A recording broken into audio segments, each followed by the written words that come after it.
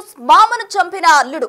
ఈ ఘటన విజయనగరం జిల్లాలో చోటు చేసుకుంది. విజయనగరం జిల్లా కెరటల్లో మేనల్లుడు మామను చంపిన ఘటన గ్రామస్తుల్లో తీవ్ర అనుమానాలు రేకెత్తిస్తుంది అని చెప్పుకోవచ్చు. అయితే మేనమామ భార్యతో రిలేషన్షిప్ పెట్టుకున్న విషయాన్ని రాఖీ రోజు మద్యం మత్తులో అల్లుడు మేనమామకు చెప్పేయడం జరిగింది. దీంతో వారిరువురి మధ్య కూడా తీవ్ర వాగ్వాదం చోటు చేసుకుంది. అయితే ఇద్దరి మధ్య గొడవగా మారిన క్రమంలో మేనమామను హతమార్చాడు మేనల్లుడు సాయి మామను హతమార్చాడు. అతతో రిలేషన్షిప్ సంగతి చెప్పేయడంతో వారి ఇరువురి మధ్య వాగ్వాదం చోటు చేసుకుంది. దీంతో మామను చంపేశాడు. ఆ తర్వాత ఇంటికి వచ్చి సాధారణంగా చిత్రీకరించే ప్రయత్నం చేశాడు. కృష్ణ మృతికి సంబంధించి గ్రామస్తులు తీవ్రమైన అనుమానాలు కూడా వ్యక్తమవుతున్నాయి. అయితే మామను చంపడం ఏంటి, అతతో రిలేషన్ ఏంటి అన్న విధంగా కూడా గ్రామస్తులు అనుమానాలు రేకెత్తిస్తున్నారు. అయితే అప్పుల కృష్ణ అంత్యక్రియలు కూడా పూర్తి చేయడం జరిగింది. కృష్ణ మృతికి సంబంధించి గ్రామస్తులు అనుమానాలు వ్యక్తం చేస్తున్నారు. పోలీసులకు ఫిర్యాదు చేశారు.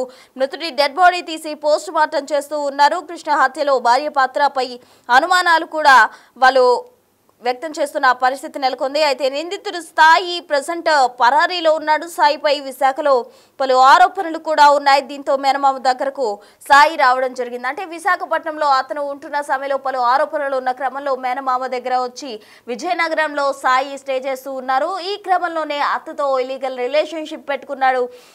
దీంతో రాఖీ రోజు మద్యం మత్తులో మామకు అతతో రిలేషన్ సంగతి చెప్పేశాడు మేనల్లుడు. దీంతో ఇద్దరి మధ్య వాగ్వాదం చోటు చేసుకుంది. మద్యం మత్తులో మేనమామను సాయి చంపేయడం జరిగింది. ఆ తర్వాత ఇంటికి వెళ్లి సాధారణ మరణంగా చిత్రీకరించే ప్రయత్నం చేశాడు. అప్పుల కృష్ణ అంత్యక్రియలు కూడా పూర్తి చేయడం జరిగింది. అయితే కృష్ణ మృతిపై అనుమానాలు ఉన్న గ్రామస్తులు పోలీసులకు ఫిర్యాదు చేయడంతో రంగంలోకి దిగిన పోలీసులు బాడీకి పోస్ట్ మార్టం జరిపే విధంగా కూడా సన్నద్ధమయ్యారు. అయితే పోస్ట్ మార్టం దిశగా కూడా అడుగులు వేస్తున్న పరిస్థితి నెలకొంది. కృష్ణ హత్యలో భార్య పాత్రపై ఆమె పాత్ర ఎంత ఉంది అన్నదానికి సంబంధించి కూడా అనుమానాలు వ్యక్తమవుతున్నాయి. ప్రజెంట్ మేనల్లుడు సాయి అయితే పరారీలో ఉన్నాడు. సాయిపై విశాఖలో పలు ఆరోపణలు ఉన్నాయి. దీంతో మేనమామ దగ్గరకు వచ్చి సాయి నివాసం ఉంటూ ఉన్నాడు. ఈ ఘటన విజయనగరం జిల్లా కెరటాలలో చోటు చేసుకుంది. కెరటల్లో మేనమామ భార్యతో సాయికి వివాహేతర సంబంధం ఉంది. రాఖీ రోజు మద్యం మత్తులో ఆ విషయాన్ని మామకు చెప్పడం జరిగింది. దీంతో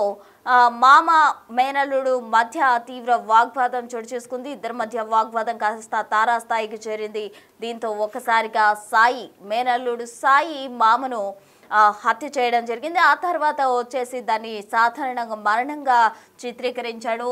అంత్యక్రియలు కూడా జరిపించడం జరిగింది. అయితే అనుమానాలు ఉన్న గ్రామస్తులు పోలీసులకు ఫిర్యాదు చేయడంతో పోలీసులు పోస్ట్ మార్టం చేసే దిశగా కూడా అడుగులు వేస్తూ ఉన్నారు. అయితే ఈ కేసుకు సంబంధించి భార్య పాత్ర ఎంత ఉంది, హత్యలో ఆమె ప్రమేయం ఏమైనా ఉందా అన్నదానికి సంబంధించి కూడా పోలీసులు విచారిస్తూ ఉన్నారు. తాజా అప్డేట్స్ అందించేందుకు మా ప్రతినిధి శివశంకర్ సిద్ధంగా ఉన్నారు. విజయనగరం నుండి శివశంకర్. ప్రస్తుతం విజయనగరం జిల్లా బొండపల్లి మండలం కెరటంలో దారుణం చోటు చేసుకుని చెప్పుకోవచ్చు. అక్రమ సంబంధానికి మరో వ్యక్తి బలైన పరిస్థితి ఇటీవల మనం చూస్తున్నాం. అనేక విధాలుగా అనేక ప్రాంతాల్లో దేశవ్యాప్తంగా మనం చూస్తున్నాం ఏ విధంగా అక్రమ సంబంధాలకు భర్తలు బలవుతున్నారో. సో ఇది కూడా ప్రస్తుతం అలాంటిదానిగా మనం పరిగణించాల్సిన అవసరం ఉంది. సొంత మేనమామనే మేనలుడు చంపినటువంటి ఘటన. మేనలుడికి అక్కడ విశాఖలో నివాసం ఉంటున్నారు. వాళ్ళకి అక్కడ ఉన్నటువంటి ఏరియాలో ఏదో కొన్ని గొడవలు ఉన్నాయి. ఆ గొడవల కారణంగా ఎవరైతే చనిపోయినటువంటి చెల్లి కొడుకే ఈ సాయి అనే వ్యక్తి చంపినటువంటి వ్యక్తి. అయితే అక్కడ ఉన్న ప్రాబ్లమ్స్ కారణంగా తన చెల్లి మేనమామ దగ్గర అక్కడ ఉంటే నీకు బాగుంటుంది, ఇటువంటి గొడవలు ఉండవని చెప్పేసి మేనమామ ఇంటికి పంపిస్తే తన మేనతో అక్రమ సంబంధం పెట్టుకుంది. అక్రమ సంబంధం సుమారు 3 నెలల నుంచి కూడా అక్రమ సంబంధం నడుస్తుంది. అయితే ఈ విషయం ఇప్పటి వరకు కూడా ఎవరైతే మృతుడు కృష్ణ ఉన్నారో ఆయనకి ఇంతవరకు తెలియదు. ఆయన కొంత అమాయకంగా ఉంటాడు. ఏదో రోజువారీ పనులు చేసుకుని ఆయన బ్రతుకుతున్నటువంటి పరిస్థితి అయితే ఉంది. అయితే ఆయనకి ఈ విషయం తెలియకపోయినా కానీ రాఖీ పౌర్ణమి రోజున మద్యం పట్టించి మద్యం మత్తులో తన మేనమామకి నేను నీ భార్యతో అక్రమ సంబంధం పెట్టుకుని చెప్పిన తర్వాత ఇద్దరు కూడా గొడవ జరిగినట్టు తెలుస్తుంది. గొడవ జరిగినప్పుడు పేక నులిమి గొంతు నిలిమి చంపాడని అనుమానాలు కూడా వ్యక్తం అవుతుంది. ఆ విధంగా చంపేసి ఇంటికి తీసుకెళ్లి అత్త మాయ చనిపోయారని చెప్పిన తర్వాత ఎర్లీ మార్నింగ్ లేచాక అందరినీ నమ్మించి గ్రామస్తులు కూడా నమ్మించే ప్రయత్నం చేసి వెంటనే పెద్దగా ఎవరికి బంధువులకు కూడా చెప్పకుండా దహన సంస్కారాలు కూడా అప్పటికప్పుడు పూర్తి చేసేటువంటి పరిస్థితి. అయితే దీంతో గ్రామంలో చాలా మందికి అనుమానం వ్యక్తమైంది. తర్వాత ఎవరైతే హత్య చేశారో నిందితుడిని కూడా పట్టుకుని ఏం జరిగింది, అసలు రాత్రి ఏం జరిగింది, ఇద్దరికి గొడవైనట్టు తెలుస్తుంది, నువ్వేమైనా చంపావని అడిగితే నాకే సంబంధం అని చెప్పేసి అక్కడి నుంచి పారిపోయిన పరిస్థితి. ఆ తర్వాత గ్రామస్తులకి అనుమానం వచ్చి పోలీసులకి అందరికి ఫోన్ చేసి పోలీసులకు సమాచారం ఇచ్చే విధంగా జరిగింది. మాకు అనుమానం ఉందని చెప్పగానే ఇప్పుడైతే ఇలా గ్రామస్తులందరూ కూడా పోలీసులకు సమాచారం అందించారు. వెంటనే సాయి అక్కడి నుంచి పరారైపోయినటువంటి పరిస్థితి ఉంది. సో పోలీసులు ప్రస్తుతం సాయిని గాలింపు చర్యలు చేపడుతున్నారు పట్టుకోవడానికి. మరోవైపు మనం చూసుకున్నట్లయితే గ్రామంలో మరోసారి కృష్ణ డెడ్ బాడీని బయటికి తీసి పోస్ట్ మార్టం చేసే దిశగా కూడా ప్రయత్నాలు సాగిస్తున్నటువంటి పరిస్థితి ఉంది. Right Shivashankar, thank you. Krishna మృతికి గ్రామస్తులు ఫిర్యాదు చేయడంతో పోలీసులు రంగప్రవేశం చేశారు. రంగంలోకి దిగిన పోలీసులు డెడ్ బాడీని వెలికి తీసి పోస్ట్ మార్టం చేపిస్తున్నట్టు కూడా తెలుస్తుంది. అటు భార్య పాత్ర ఇందులో ఎంత ఉంది అన్న దానికి సంబంధించి కూడా పోలీసులు విచారణ చేస్తూ ఉన్నారు. మొత్తంగా ఈ కేసుకు సంబంధించి పోలీసులు దర్యాప్తు వేగవంతం చేస్తున్నారు అని చెప్పుకోవచ్చు. అలాగే నిందితుడు సాయిని పట్టుకునే దిశగా కూడా పోలీసులు అడుగులు వేస్తున్న పరిస్థితి నెలకొంది. మొత్తంగా మృతుడి డెడ్ బాడీ తీసి పోస్ట్ మార్టం చేస్తున్నారు. భార్య పాత్రకు సంబంధించి కూడా పోలీసులు ఆరా తీస్తూ ఉన్నారు. సాయిని త్వరలో పట్టుకుంటామంటూ కూడా పోలీసులు చెప్పడం జరిగింది. మొత్తంగా ఈ ఘటన విజయనగరం జిల్లాలో సంచలనంగా మారింది అని చెప్పుకోవచ్చు. మేనల్లుడు హతమార్చడం, అలాగే అతని భార్యతోటి రిలేషన్షిప్ పెట్టుకోవడం అనేది ఏంటా అని ఆశ్చర్యపోతున్నారు అక్కడ గ్రామస్తులు. అయితే నిందితుడు సాయి ప్రెసెంట్ హత్య చేసిన అనంతరం దాన్ని నార్మల్ డెత్ గా చిత్రీకరించి పరారీలో ఉన్నాడు. భార్య పాత్రకు సంబంధించి పోలీసులు ఆరా తీస్తున్నారు.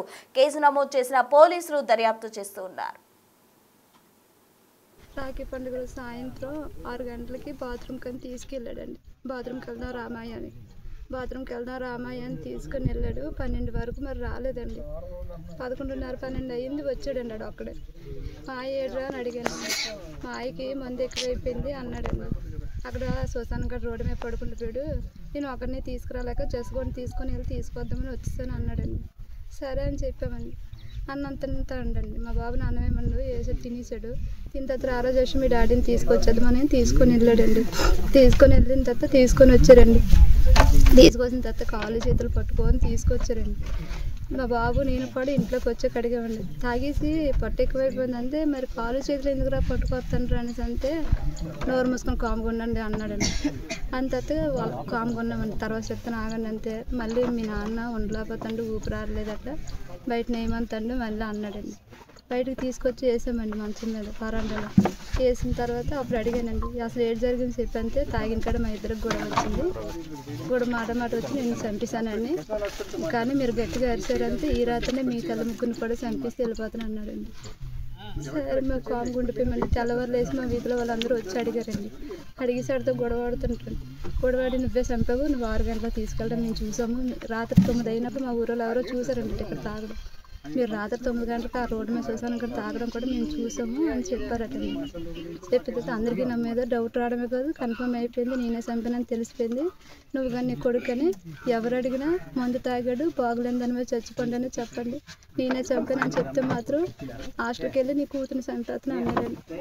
అందుకే నేను భయపడమని నోరెప్పలేదండి. నా కూతురుని ఎటు చేసేదండి. ఒకప్పుడు వస్తాడు ఆ అబ్బాయిని పొడుస్తాడండి. వాళ్ళ ఫ్రెండ్ని ఎవరిను సంవత్సరమో 10 నెలలు అవుతుంది పొడుస్తాడండి. పొడిచిన తర్వాత వాళ్ళ అమ్మ మాకు చెప్పింది, మా ఇంటికాడ ఉంచండి ఆ కేసు ఏదో అయినంత వరకు మీ ఇంటికాడ కొన్నాళ్ళు ఉంచండి అన్నదండి. సంవత్సరం పెట్టి ఇక్కడ ఉన్నాడు. ఆ కేసుకి వాళ్ళ అమ్మ డబ్బులు అవి కట్టుకుంది. ఆ కేసు తేలిపోయింది. కానీ అక్కడికి వస్తే గొడవలు ఏమంటాడు, ఏ పనికి పాడికి వెళ్ళకంటే ఇక్కడే ఉన్నాయండి అని అంతే ఇక్కడే ఉంచండి. కొన్ని రోజులు అక్కడికి వెళ్తారు, కొన్ని రోజులు ఇక్కడ ఉంటారు, అలాగ ఉంటుండండి. అలాగైతే మా ఆయన గారికి మా ఇద్దరికి రిలేషన్ ఉందని మా ఆయనకి తెలిసినట్టుంది. మరి దేని గురించో తెలియదు. ఇంట్లోనైతే గొడవ ఆడుకోరు, ఎప్పుడు మందు తాగిన కూడా బయట గొడవ ఆడుకుంటారు.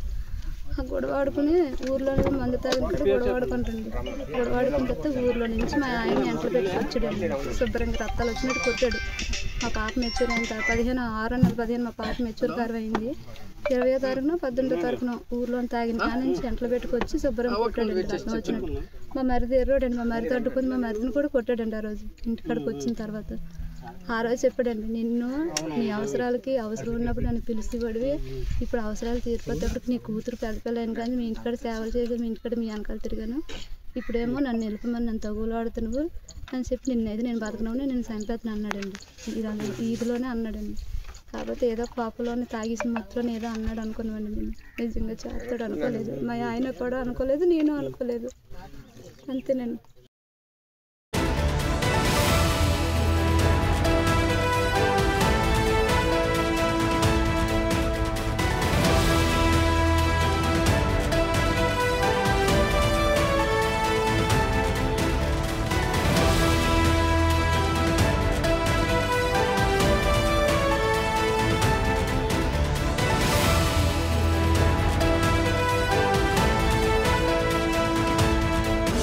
The big folk night 2025 celebrating the soul of Telangana. August 23 సాయంత్రం 6 గంటల నుండి ఎల్బీ స్టేడియంలో. టికెట్స్ బుకింగ్ కోసం ఎంట్రీవాలా యాప్ను డౌన్లోడ్ చేసుకోండి.